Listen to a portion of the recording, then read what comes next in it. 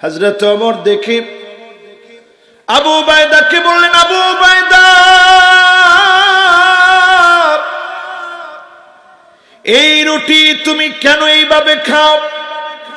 আবু উবাইদা বললেন, রুটি ভিজায় রেখেছি সময় বাঁচানোর জন্যে, কারণ যদি রুটিটা ভিজাতে গিয়ে সময় নষ্ট হয়, খেতে গিয়ে যদি সময় নষ্ট হয়, আমি আল্লাহর আদালতে কেমন করে জবাব দিব?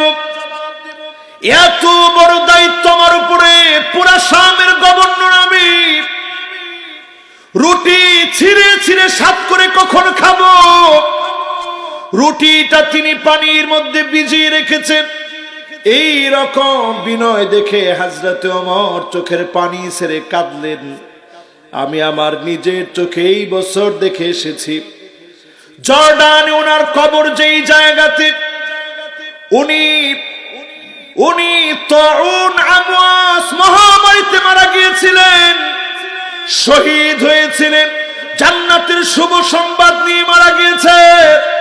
আজও আমি দেখেছি কবর থেকে খুশবু বের হয়, পুরা জর্ডানের সব লোক জানে আবু উবাইদার কবর থেকে এখনো খুশবু বের হয়। জোরে কোন আল্লাহু আকবার।